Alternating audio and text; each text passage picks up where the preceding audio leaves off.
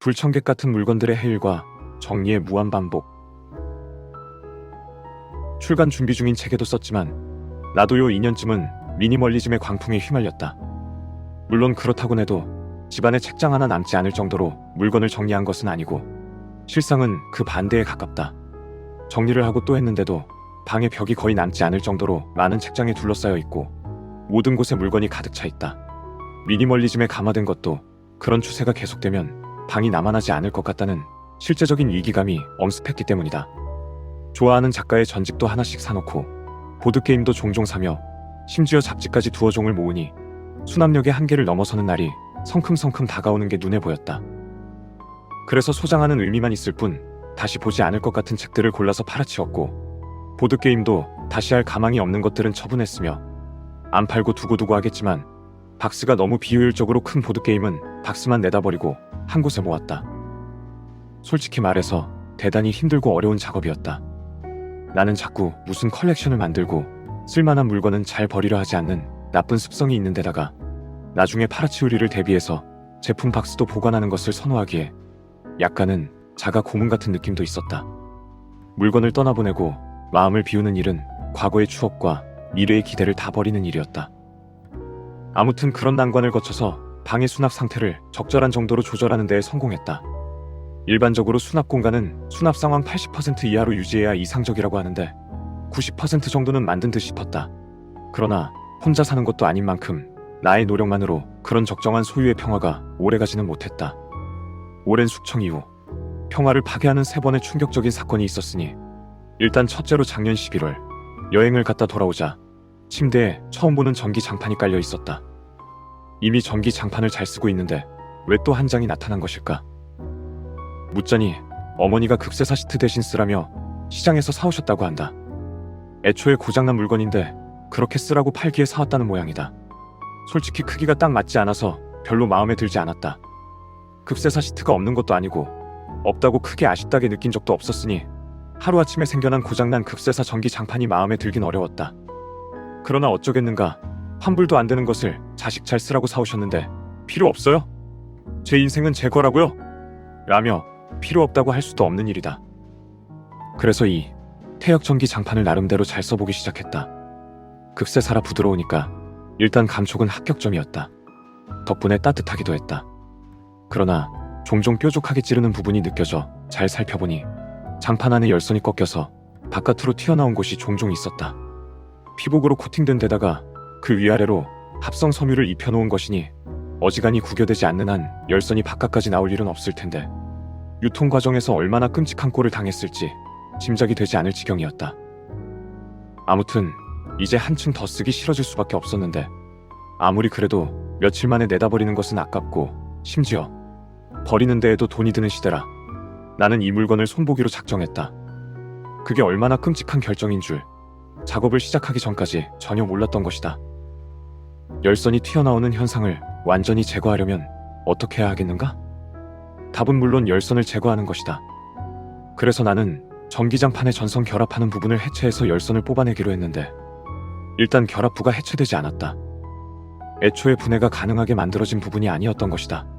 하기야 전기장판은 고장나면 그게 끝이고 일부분을 수리하고 말고 할 것도 없으니 구매자가 멋대로 분해해서 위험을 초래하게 놔둘 이유가 전혀 없다. 결과적으로 내 작업에는 큰 방해가 되었지만 옳은 결정이다. 나는 한탄하면서 온갖 공구를 동원해서 결합부를 쪼갠 다음 떼어낼 수 있었다. 그 다음은 열선을 뽑아내는 작업인데 나는 처음에는 끝만 찾아서 살살 당기면 쏙 뽑아낼 수 있을 줄 알았다.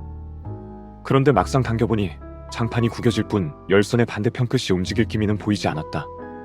하기야 무슨 플라스틱 관 속에 들어있는 내용물만 뽑아내는 것도 아니니 지그재그로 복잡하게 붙은 열선이 마찰 없이 스르륵 나올 턱이 있겠는가. 그래서 1시간 내내 열선의 모양을 추적해서 장판 위로 이리 당기고 저리 당기고를 계속하다가 이래선 도저히 싸워 이길 수 있을 것 같지 않아 장판을 아예 뒤집어 버렸다. 위아래를 뒤집은 게 아니라 호주머니를 밖으로 꺼내듯이 안팎을 뒤집었다는 뜻이다. 나는 그 과정을 위해서 전기장판 한쪽의 박음질을 다 뜯어내야 했는데 그건 작업 축에도 들지 못하는 일이었고 실제로 정말 힘든 것은 위아래가 따로 나뉜 게 아니라 한 겹으로 만들어져 붙어있는 솜 같은 섬유를 갈라내고 열선을 찾아내서 뜯어 뽑는 작업이었다. 나는 괴수와 싸워 심장을 뽑아내는 헤라클레스 같은 꼬락서니로 한참을 지독하게 씨름한 끝에야 열선을 다 뽑을 수 있었다. 지금 돌이켜보면 다시는 하고 싶지 않은 일이다. 덕분에 어떤 물건이든 원래 용도대로 쓰는 게 제일이라는 교훈을 매일 되새기고 있는데 이제 고생한 게 아까워서 버리지도 않게 되었으니 본의 아니게 미니멀리즘과 정반대의 방향으로 전력 질주한 셈이다. 두 번째 사건도 놀러 갔다 오니 이미 벌어져 있었다. 아파트의 어느 집에서 책을 잔뜩 버렸다고 부모님이 엄청난 양의 책을 주워오신 것이다. 대략 70권 정도. 읽을 책이 많다는 것도 책을 선물 받는 것도 훌륭한 일이지만 산책 삼아 다니기 좋은 거리에 번듯한 도서관이 있는 데다가 책장을 줄여보려고 가진 애를 쓴 사람으로서 마냥 기뻐할 수는 없는 일이었다. 솔직히 말하자면 책더미를 보는 순간 맥이 탁 풀리는 기분이었다. 집 앞에 눈을 다 치우고 났더니 폭설이 내린 형국이랄까. 하지만 책이 없어서 못 보는 사람도 무수히 많을 뿐더러 읽을 책을 챙겨줄 가족, 친지가 없는 사람은 더욱 많다. 책이 생겼다고 불평했다간 벼락을 맞아도 할 말이 없으니 나는 좋은 쪽을 바라보기로 하고 책들을 열심히 정리했다. 취향이 확고한 집에서 처분한 듯 책의 상당수가 조선을 배경으로 한 역사 소설이었고 유명인사의 수필도 만만치 않게 많았다. 나머지는 자기계발서고 일본 소설도 약간 있었다. 거기서 내가 읽는 장르는 수필과 일본 소설뿐이었으므로 자기계발서 중에서 상태가 좋은 것들은 내가 이미 팔아치우려고 골라놓은 책들과 모아서 팔았고 상태가 안 좋거나 팔리지 않는 것 그리고 세상에 있어선 안 될 부류의 책들은 다시 폐지로 버렸다. 그렇게 하고 나자 40권에서 50권 정도가 남아서 어머니가 먼저 읽겠다고 거실에 놓은 20권 정도를 뺀 나머지를 책장에 적절히 꽂았다. 분가에서 나간 뒤로 결혼까지 한 형이 도움을 요청하면 사용하기로 생각해두고 일단 피규어와 크리스마스 트리만 놓아둔 장식칸도 그리고 종종 서서 읽을 수 있게끔 독서대에 펼쳐둔 잡지칸도 그렇게 예고 없는 헌책의 쓰나미에 흔적도 없이 사라지고 말았다. 이후로도 간척 사업을 하듯 부단히 싸워서 잡지칸을 탈환할 수는 있었지만 장식칸은 영영 떠나갔고 앞으로도 다시는 돌아오지 않을 것 같다는 예감이 든다. 두 번째 타격만큼 무서운 일은 아니었지만 세 번째 사건도 제법 근심스러운 수준이었기 때문이다. 사실 세 번째 사건은 따지고 보면 내 업보였다. 후배 한 명이 혼자 살기에 종종 집에 놀러가서 보드게임을 하곤 했는데 그 후배가 이사를 가기로 하는 통에 맡겨두었던 공동 소유의 보드게임들을 가져와야만 했던 것이다. 개수로 따지면 몇 개 되지 않지만 보드게임이라는 물건은 약간 큰 사이즈가 29 곱하기 29 곱하기 8cm에 달하니 책으로 환산하면 10권 이상의 공간을 잡아먹는다. 그런 보드게임을 3박스나 가져왔다. 모임 구성원 중에 내가 가장 방이 넓어서 누가 가져갈지 논의할 필요도 없었다. 그리하여 나는 또다시 안 하는 게임을 처분해서 만든 공간도 소진하고 어지간해선 비워두려 했던 책장 위 공간도 가득 채우고 말았다. 결과적으로 2년에 걸쳐 1보 전진하고 2달 만에 2보 후퇴한 셈이다.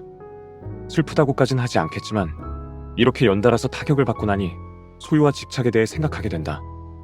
내가 가져도 되는 물건은 어느 정도일까? 추억이 담긴 물건을 남기고자 하는 마음은 정당하지 않은 것일까? 이 방면의 마스터인 곤도 마리의 선생은 설레지 않는 것들을 모두 버리라는데 설레지 않는 것들을 버리기 전에 설레는 마음부터 버리기가 어렵고 그렇게 한다 해도 인간이 홀로 살지 않는 이상 타인의 삶의 일부도 끌어안고 살 수밖에 없다. 그런 와중에 책과 보드게임이라는 공간 살해자들을 즐기는 내가 가볍고 말끔한 삶을 바라보는 게 가당키나 한 일일까? 생각하면 할수록 감담해지기만 하니 무작정 움직이는 수밖에 없다. 어차피 내릴 눈이라고 치우지 않는 것은 바보짓이다. 말끔하고 아름다운 생활은 크고 텅 빈 방이 아니라 숨어있다가 잠깐이라도 드러나며 균형을 잡아가는 공간에 있는 것이라고. 오늘도 나를 속여본다.